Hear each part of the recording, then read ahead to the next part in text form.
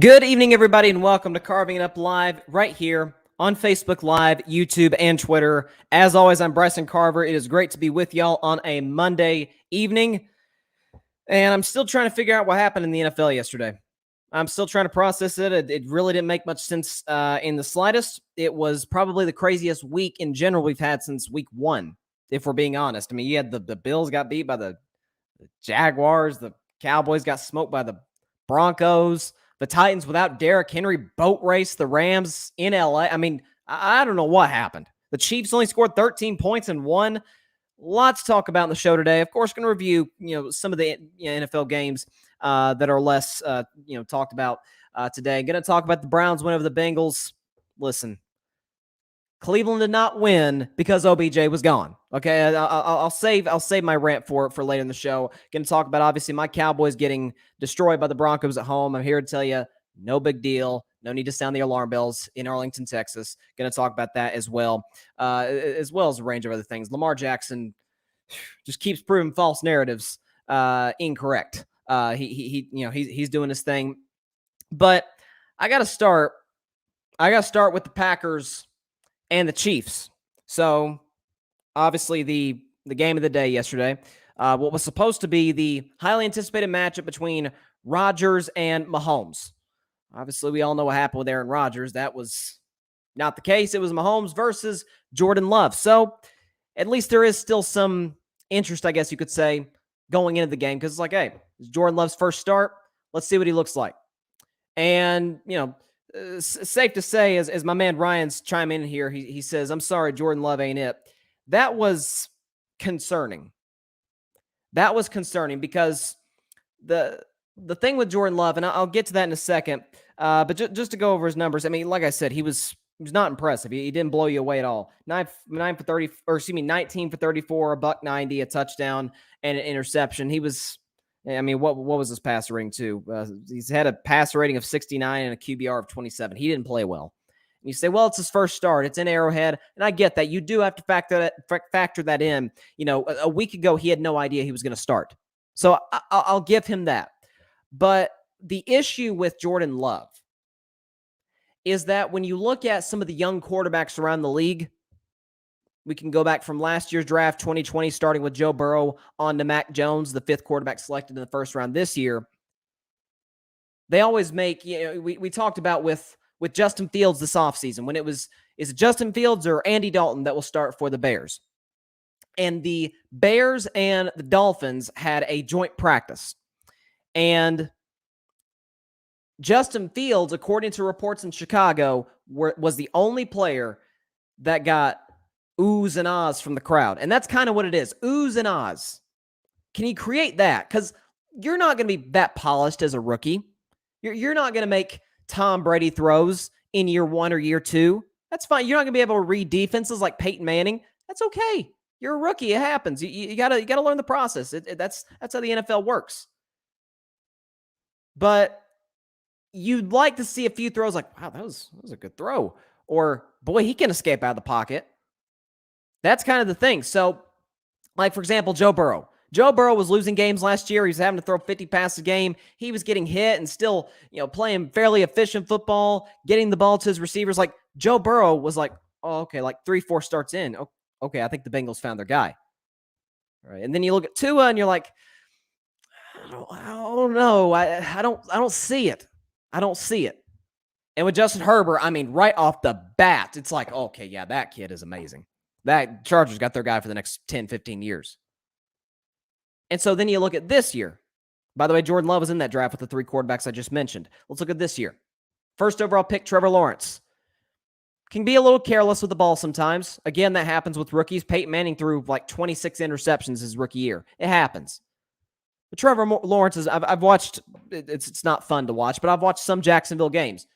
It's like, okay, that was a good throw. Like, he made one throw down the sideline against the Bengals about a month and a half ago, something like that. That was like, wow, that is an NFL throw. If he continues to build off that, he'll be a really special player. You look at the second overall pick, Zach Wilson. Now, it's kind of tough because the Jets are looking at two backups that have looked better than their rookies. So that's a little concerning. But even Zach Wilson has made plays like, wow, that was nice. Okay, you look at Trey Lance. Trey Lance hasn't seen a ton of playing time, but it's like, okay, he can move. He can escape. He's more mobile than Jimmy Garoppolo. There's at least something positive. Justin Fields, that play he made last week against the 49ers on fourth down, you're like, wow, that was unbelievable. Moving around everywhere, run for the first down, runs for the touchdown. He's got a good arm, just got to clean up the turnovers and be more efficient. That happens. That you learn that over time, being an NFL quarterback. And even Mac Jones. Part of the reason I'm not a big Mac Jones guy is you're like, what's there to love? Immobile, turns the ball over sometimes, not a big arm. But this is not about Mac Jones. This is about Jordan Love. A couple economists here from Ryan. He missed a lot of reads, and sometimes I was wondering where he was throwing. Yeah, absolutely agree. I didn't see anything from Love that made me say, wow. And that's what you need from, because Jordan Love's basically a rookie. This was his first start. This is his first, his first playing time was in week 1 when the Packers got demolished by the Saints, but this is his first real meaningful NFL action. And against a Chiefs defense that has really, really struggled this season. I mean, it's been hard to watch sometimes.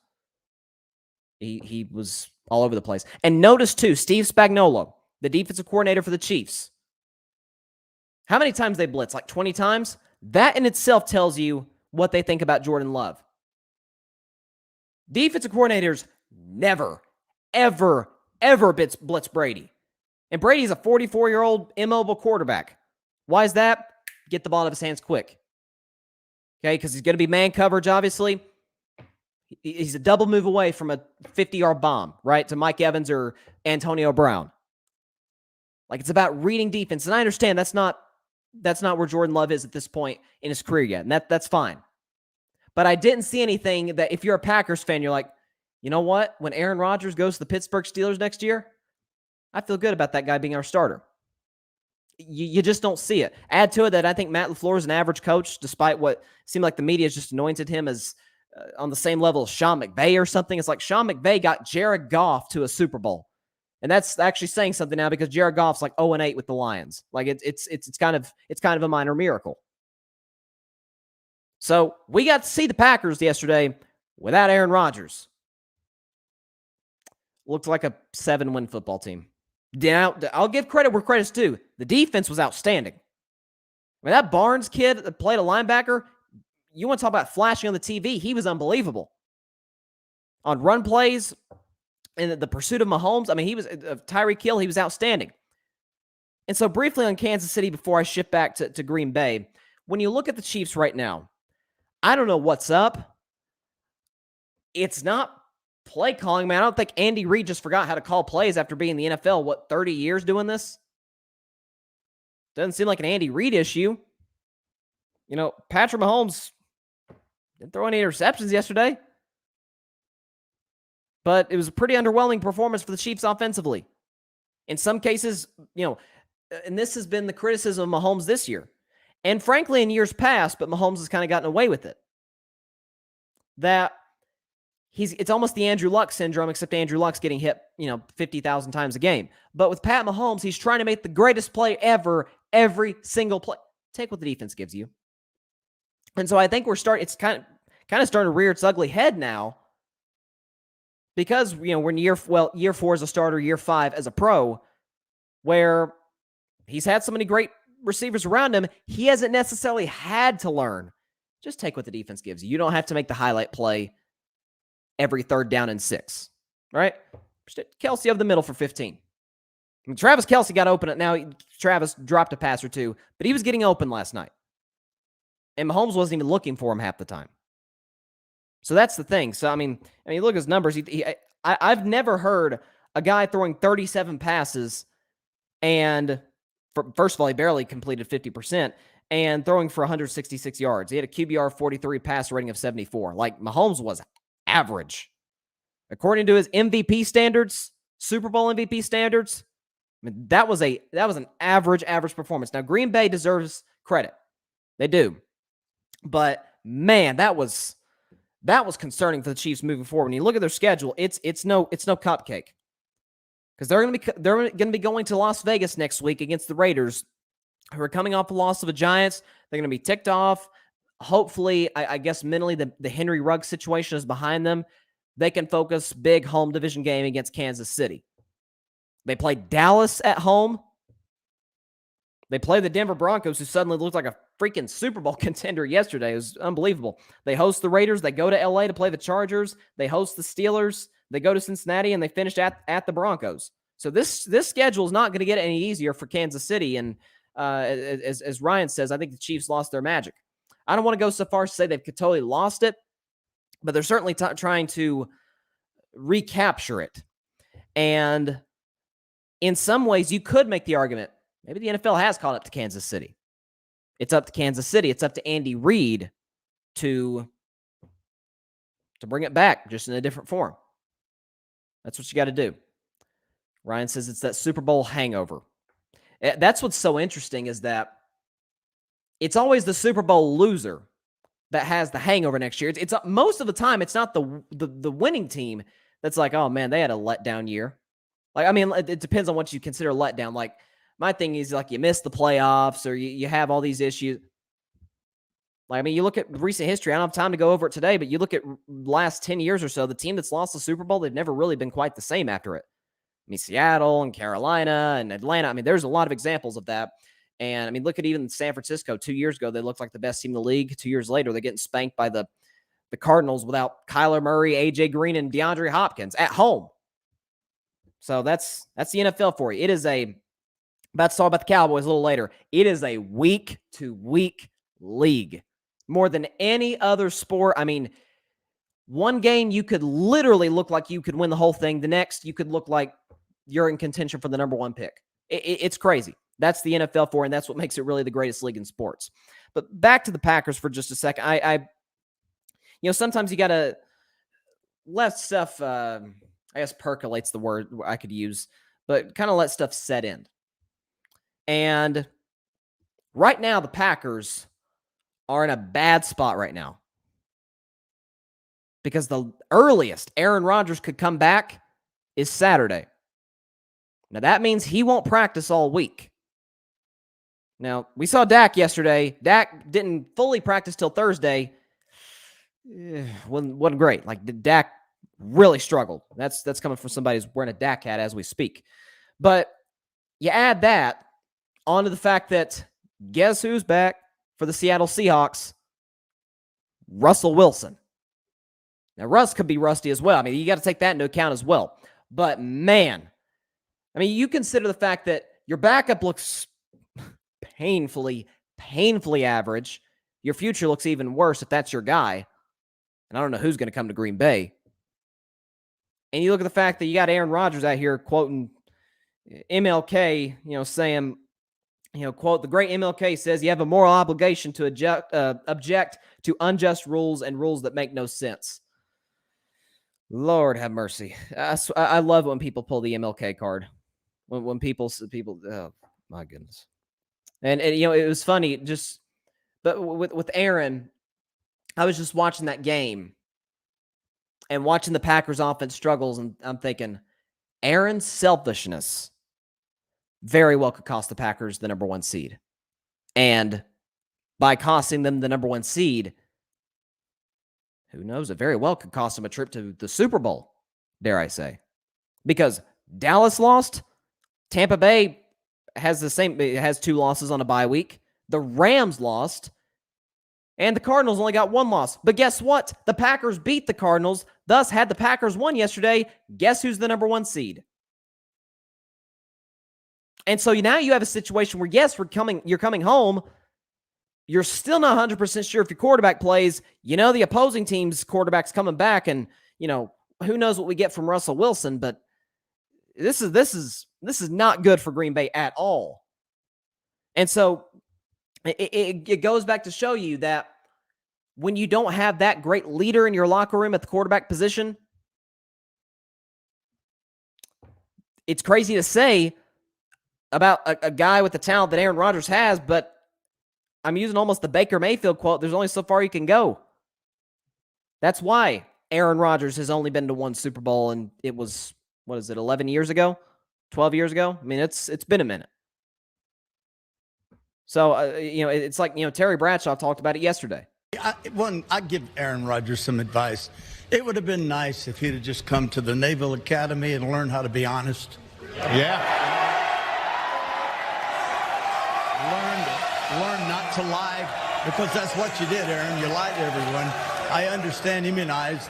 What you were doing was taking stuff that would keep you from getting COVID-19. You got COVID-19. Ivermectin is a cattle dewormer. Sorry, folks, that's what it is.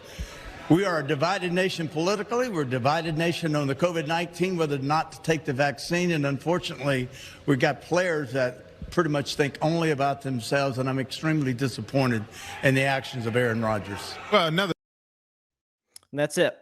That is the bottom line right there. I've repeated this a million times. Everybody says they want to win. Everybody says they want to do anything possible to help the team. Team. That's all we hear. Till it's time to actually help the team. This is why I'm about to talk about Lamar Jackson. Love the guy. I mean, I'm one of Lamar's biggest cheerleaders. I'm waving the pom-poms every Monday after the Ravens, get another comeback win. But this is one of the things that drives me crazy about Lamar. I'm like, Lamar, if you test positive a week before a playoff game, that's it. Ravens are done. And this is a team that can win the Super Bowl. And this is a team, the Packers, that very well can win the Super Bowl. And getting the number 1 seed was imperative to doing that. By the way, people say, oh my God, woke cancel culture, which is exactly what Aaron said in his interview with Pat McAfee. I'm like, I didn't know Terry Bradshaw was woke. I didn't know he was a part of that. But don't take my advice for it. Hey, if you take your medical advice from me, big mistake. Like, don't do it. Go off what the FDA says. I think they know a thing or two about ivermectin, which they say is approved by the FDA to treat people with intestinal. I'm not even going to try to say that or that. 2 conditions caused by parasitic worms. I mean, it's to fight parasites. That's what it is. It's to fight parasites, not to fight viruses. And Aaron says he got this sound medical advice from Joe Rogan, a podcaster / comedian / UFC host. As Howard Stern said this morning, next time Aaron Rodgers gets hurt, don't go to the Packers medical staff. Don't go get a second opinion. Go to Joe Rogan, if that's who you're going to take the advice from. But I don't know. Hopefully this is the last we hear about this whole Aaron shenanigan thing. All right. Lamar Jackson. I love this guy. He is literally one of my 5 favorite players in the league. I'm not even kidding. I love watching Lamar Jackson. Because what I love about Lamar is that over the course of his career, he's proven a different narrative about him incorrect time again and time again and time again. And it seems like the haters almost get louder. Because his rookie year, right, he's backing up Joe Flacco, and Flacco's playing pretty poorly. So at midseason, the Ravens just kind of out of desperation, they say, all right, just give it to Lamar. Just see what happens. And, what do you know? The guy who can't throw or this. He got the Ravens to the playoffs. They only lost 1 game the second half of the season. He won the division. He helped the Ravens win the division. But they lose in a playoff game to Chargers. And they never really looked like a contender. They were just a team that won a lot of games. So the next year, it's like, I don't know, the Ravens will win 9, 10 games. They may win the division. They may be a wild card team. We'll see. Oh, no, the Ravens went 14-2, and Lamar Jackson won the MVP unanimously and threw 36 touchdown passes. But they lose in the playoffs to the Tennessee Titans and don't look very good at all in doing so. And so it's Lamar's a regular season quarterback. Well, got the Ravens to the playoffs last year and won a playoff game on the road, albeit a COVID year. But hey, it's easier to win home on the road than on the road, and did it against the team that beat him the year prior, the Tennessee Titans. And going into this year, it's you get a lead on Lamar and you got him. Like if you build a 10-0, 14-0 lead on the Ravens, you got it wrapped. Because then Lamar's got to throw a lot. Ravens now have 3 comeback wins. And yesterday in the third quarter, they trailed by 14 points against the Minnesota Vikings. And Lamar Jackson was kind of special. You heard it, special, once again. The guy, who can't throw, was 27 for 41 for 266 yards, 3 touchdowns, did have 2 bad interceptions, and ran for 120 yards. Like, he's literally the best. He's one of the best running backs in the league and one of the best quarterbacks simultaneously. It's kind of mind-boggling. And that's what I love about Lamar Jackson. And this kind of was what I loved about Josh Allen, although they're starting to I still like Josh Allen, but I'm starting to have some questions right now. But with Lamar, it's year in and year out. There's more doubters on a certain subject, there's a certain criticism of his game or his ability to lead the Ravens to wins. And he continuously proves each and every narrative wrong. Eventually, we're going to get to the Super Bowl one, and if he breaks that, I don't know what you're going to say. Now, is Lamar a guy that I've heard this criticism? Is he a guy that can have a long career? Well, why not? Michael Vick was playing till darn near 40. He wasn't as mobile, obviously, as he was when he was with the Atlanta Falcons and was the greatest player in Madden history. But he got better as a passer. His deep ball was unbelievable. That's Lamar Jackson. Continue to get better and better and better and better. Put the work in the offseason, put on muscle, become better as a thrower of the football. Oh, yeah, and by the way, you're the best running quarterback we've seen since Michael Vick. Arguably better than Michael Vick in that regard. He actually tied him yesterday for the most 100-yard rush games by a quarterback with 10. That's who Lamar Jackson is. And that's who he was yesterday against the Minnesota Vikings. He was outstanding. Couldn't have been better. Tied the game. Well, actually, Minnesota tied the game at 31. It was an unbelievable game. Goes to OT, goes back and forth, and the Ravens, behind the greatest kicker in NFL history, Justin Tucker, win it on a field goal and lead the AFC North as we speak at 6-2. That's what's great about Lamar Jackson.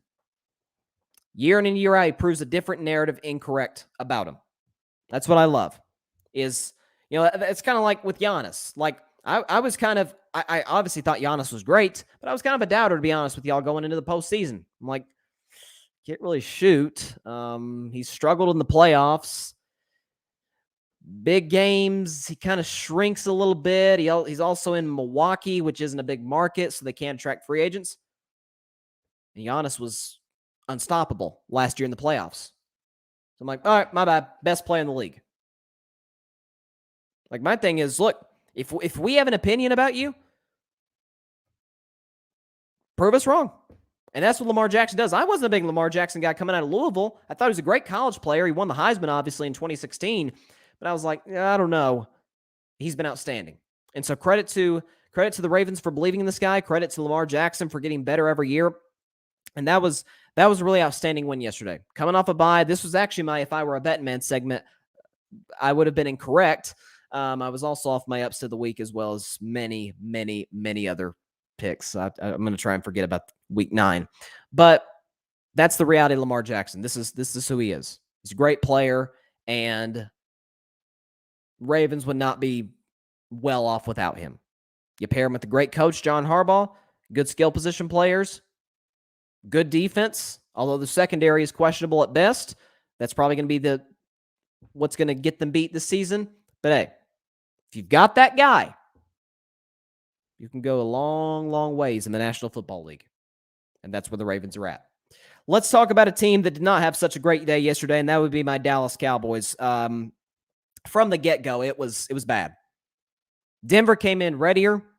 Readier, is that a word? More ready, more prepared. It's one of those situations where one team wanted it more than the other, and the other team was not ready to go. And so I think what happens, there's a few reasons for this. Number one, Dak Prescott hasn't played in 3 weeks, coming off the calf strain. And I'm hearing this, should Dak have played? Yes, he should have played. He was healthy enough to go. He should go. And he showed Dak was moving around like crazy yesterday. Some of it he had to. The offensive line gave him no protection. But Dak missed throws. He missed CD twice on what should have been 2 long touchdowns. Dak did not play well to me at all. Obviously, the numbers are going to look a little better because he had those 2 scoring drives there at the end that meant nothing. As a Dak Prescott fan, probably the biggest Dak Prescott fan, he did not play well yesterday. You got to be better. But I also look at the fact that, Trayvon Diggs, great as he is, Trayvon Diggs is a great corner because he's an opportunistic corner. It's all or nothing with Trayvon Diggs. It's going to be pick, momentum changer, Dallas with a short field, or 75-yard touchdown. Or even the 50-yard touchdown, whatever it was, when Teddy Bridgewater threw that one pass to Tim Patrick, who, by the way, had a big game yesterday. Props to Tim Patrick. Dude balled. But that's ultimately what it came down to for the Cowboys. They're probably thinking, hey, Von Miller just got traded to the Rams. Denver doesn't think that they can do anything. They just traded the franchise cornerstone. They traded arguably the best defensive player in their history in Von Miller, Super Bowl MVP just 5 years ago. But that was obviously not the case. And this is a team that's right in the thick of things. So Vic Fangio certainly saved his job yesterday. He coached a great game. Teddy Bridgewater played exceptionally. Melvin Gordon, outstanding. I mean, that Broncos, this was honestly a game where, Denver dominated the trenches. Dallas did not run the ball well. Denver did. Denver's offensive line, even down, 3 starters, was pushing Dallas all over the place. So that's a little concerning. But on the bright side, and this is kind of where I'm at with the Cowboys, is it's one bad game. One crappy game. And if you look around the NFL, everybody's had that. I mean, staying in the NFC, the Packers against the Saints, that was bad. That was bad. Losing by 5 touchdowns was horrible. Cardinals, now let's put the Cardinals to the side. They haven't had a bad loss. Their only loss, they were 5 yards away. They were a receiver turning his body around away from still being undefeated. So the Cardinals take them out of this. They're the only team exempt from this rule. The Rams, they didn't look so good last night. They struggled. They got smoked by the Cardinals. It wasn't a bad loss, like in the respect that it was to a bad or average team, but man, smoked by the Cardinals at home and physically dominated last night by a Derrick Henry-less Tennessee Titans. You look at the Tampa Bay Bucks. Didn't play particularly well against the Rams in week 3. Or was it week 4? It might have been week 4. It was week 3 or week 4. I'm trying to remember. I'm going blank. But you look around the league, this is kind of where it's at. You look at the AFC, which I don't know who the favorite is in the AFC right now. I got no clue. But the Ravens smoked at home by the Bengals. You look at the Titans. They lost to the Jets? Wait, how they lose to the Jets? They're terrible. Okay, you look at the Vegas Raiders. Look at the Raiders. They were terrible yesterday against the Giants. So it's a process. It's a long season in the NFL. Again, Buffalo lost to Jacksonville. Arguably the worst team in the league. It's either Jacksonville or Houston. Those and Detroit. Throw them in there too. Those 3 teams are just trash. But one of those trash teams beat a team that I picked to go to the Super Bowl. It's a week-to-week league in the NFL. It happens. Like I posted on Instagram and Twitter yesterday, it's just one game. If Dallas comes out and performs like this next week against Atlanta, okay, I'm concerned.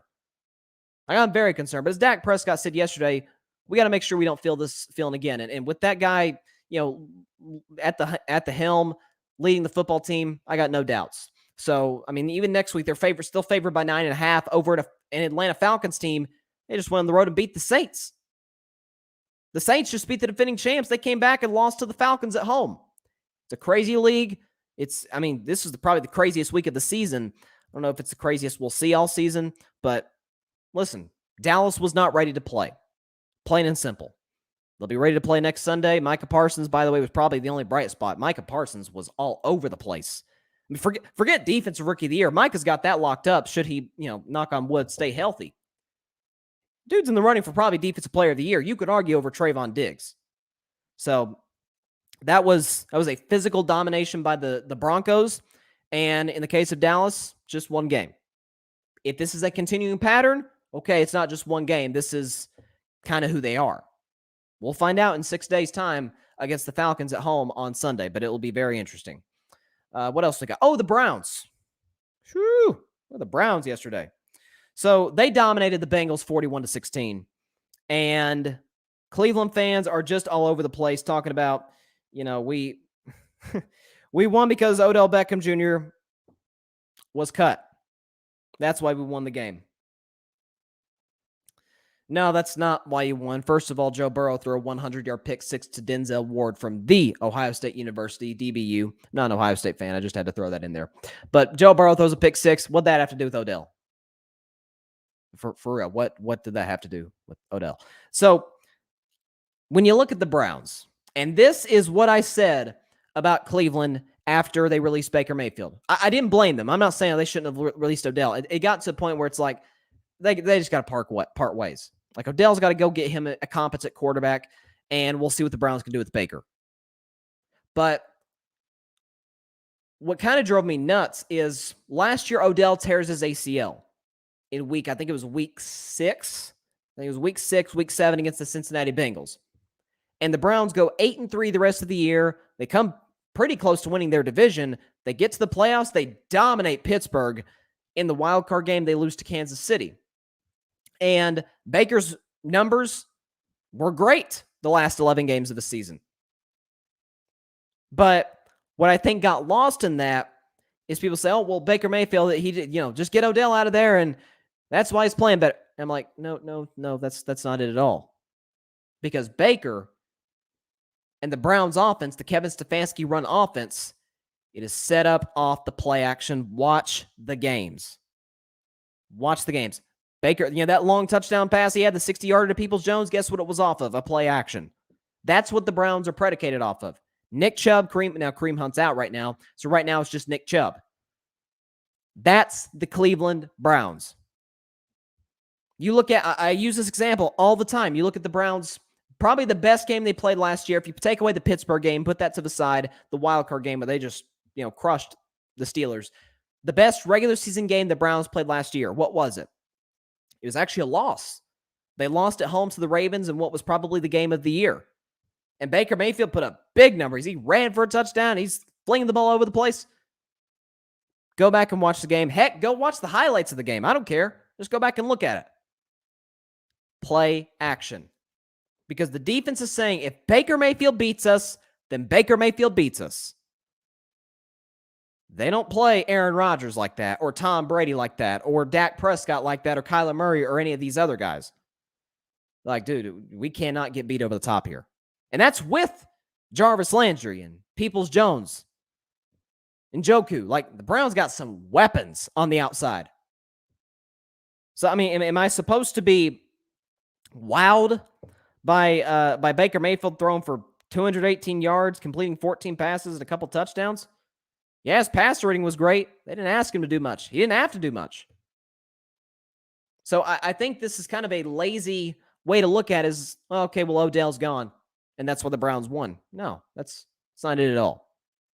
Odell needed to be gone, to give him a better opportunity elsewhere. I wish Odell all the best. I hope that he can, outside of Green Bay, take Green Bay out of the picture. I hope he can go somewhere with a competent quarterback. He's suggested the Raiders, even the Seahawks, which would be Odell and Russ. Man, that would be amazing. I hope that. I kind of hope that happens now. That would be amazing. But, give Odell a second chance. I refuse to believe that the guy goes from his first 3 years being on a record-setting pace, putting up Randy Moss numbers, to, yeah, he's a bum. I mean, even in 2019, his only full season with Baker Mayfield, he had over 1,000 yards. So that's where I'm at on Odell. That's where I'm at on the Browns. This is a great roster. It's a great defense. I mean, that's been apparent all season long. That defense is unbelievable. But do I trust Baker Mayfield? No, of course I don't. Has he given me a reason to trust him? No, he really hasn't. Look at the playoff game last year in Kansas City. Mahomes goes down. Some guy named Chad Henne comes in. Baker's got an opportunity to win it and comes up short. If Nick Chubb, Kareem Hunt, Dearness Johnson, whoever the Browns running back is, because that offensive line is so good that just about any, I'm not trying to hate on Chubb. I think he's amazing. But just about any running back you throw in a white and brown uniform with an orange helmet could succeed in that offense. If they're not running well, Baker Mayfield's not as effective. And when you're trying to get paid and trying to become the franchise quarterback, they kind of need to be able to trust you when the fit hits the shan. That's kind of where the Browns are at right now, and that's That's where we're going to see the rest of the season. They got a big game next week. I'm going to be really interested to watch this one at New England. Against that defense, that Patriot, listen, I'm not a Mac Jones fan at all. I don't think he's a franchise quarterback in the slightest. But one thing I've been consistent on all year with the Patriots, that defense is legit. And they will give Baker problems. And Bill Belichick, is going to say, make him beat us. Because Nick Chubb is not beating us. That offensive line is not going to push us around in the running game. If we get beat, we're going to get beat off the play action and death by 1,000 cuts, if you will. So that's going to be an interesting one. I mean, they got they'll beat the Lions. Lions are just a dumpster fire. They go at the Ravens, bye week, then they play the Ravens again. That'll be probably for the division. They play the Raiders, who yesterday's side are playing well. They got to go to Lambeau on Christmas Day.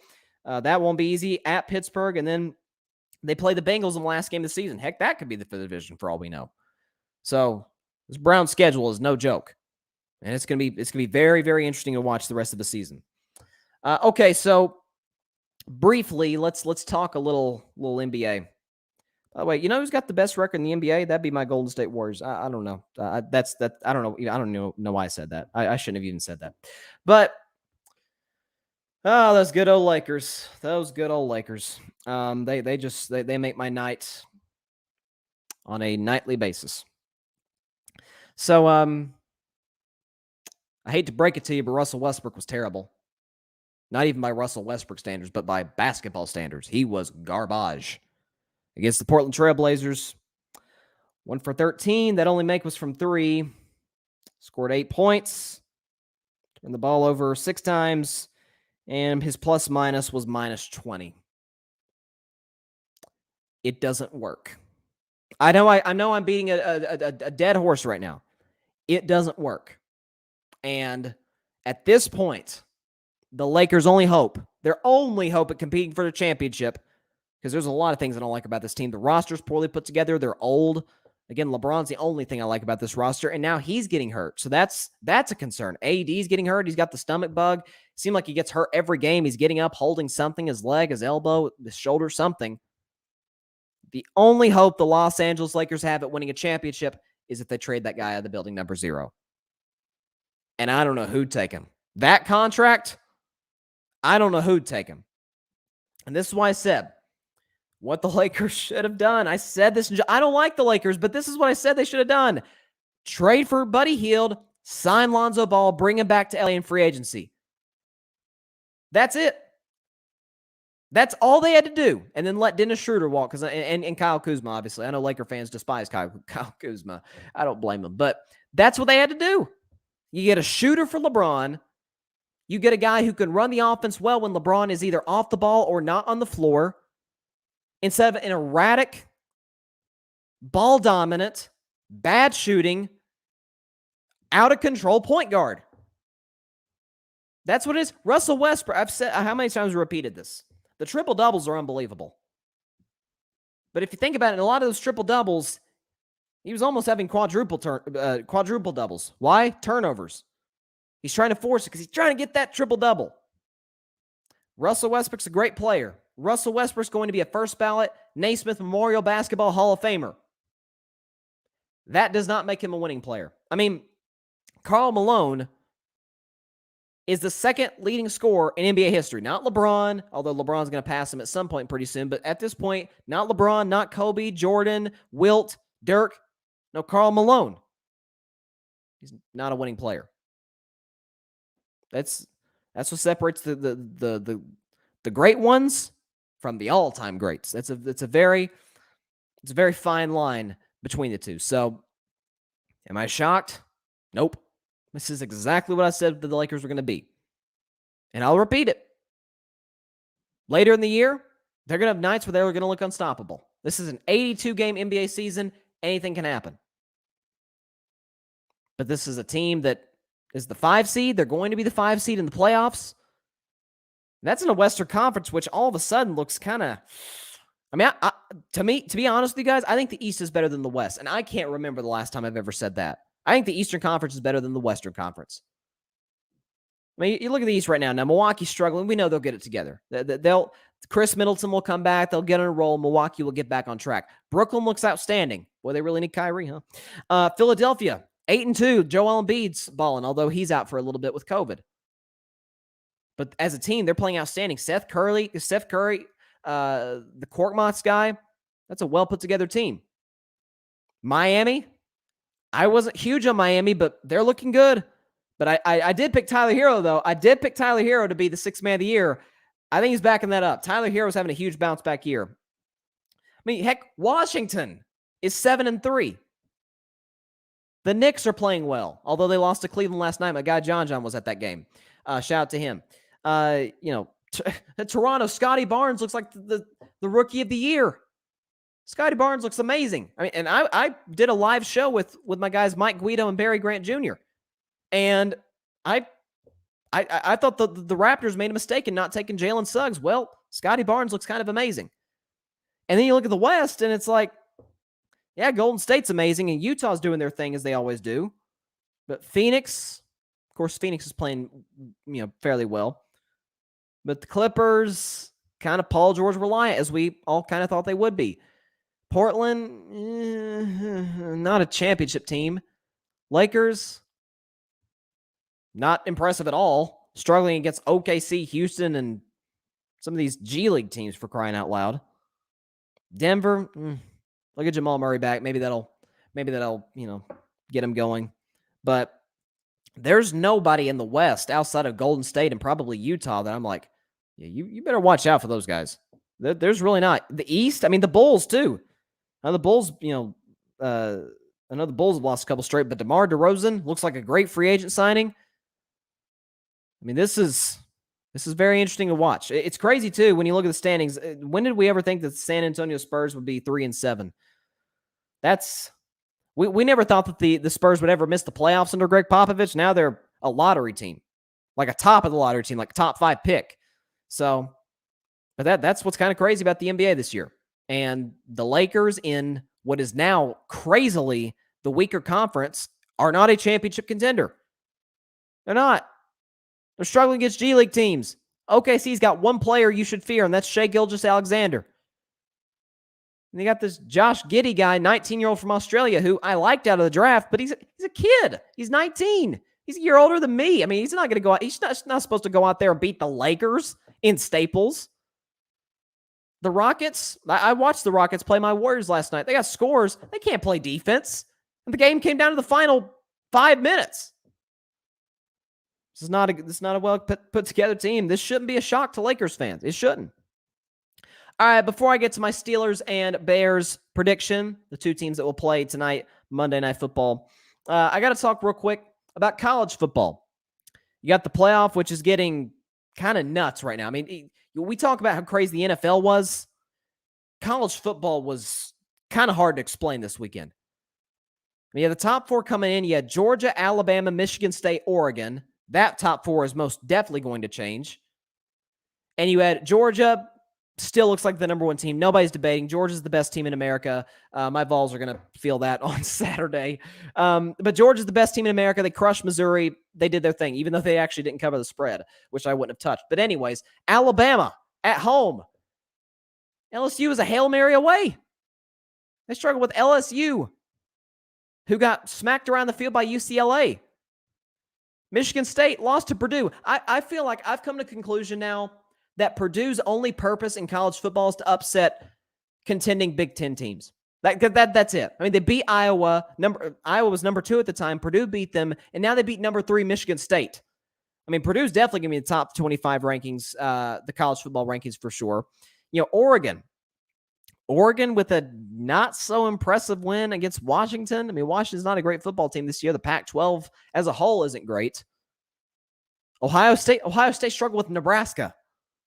It was a 1-score game with like 2 minutes left. Nebraska's won like 3 games this year. And Cincinnati, the biggest eye roll, struggled with Tulane, who's now 3-6. So right now, as we stand, the college football rankings come out tomorrow night, if I'm not mistaken, at 7 p.m. Eastern, 4 Pacific time on ESPN. I think it's at 7. I think they're going to do that show before because actually the college basketball season tips off tomorrow. I can't wait for that. Go Vols. But they're going to announce the top 4. Now, Georgia's the obvious one. Georgia's number 1. Not going to spend a ton of time on that. That defense literally has 11 NFL players on it. It's amazing. Alabama, I still think I'm going to give them the benefit of the doubt. I'm going to keep Alabama at 2. Because obviously Michigan State was 3. They're not going to be the top 4, obviously, after their loss to Purdue, even though they still got a chance. I got Alabama at 2. Because while I was never an LSU guy this year, I'm like, that's still an SEC roster. The SEC, what's they're saying? It just means more.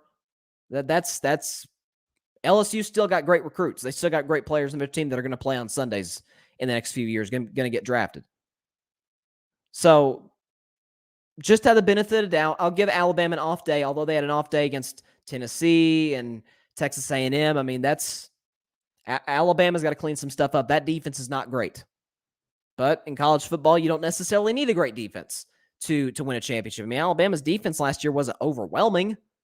Wasn't like the Nick Saban defenses of the past. But I'll keep Alabama at 2 just for the sake that they play in the SEC West, which is the toughest division in college football.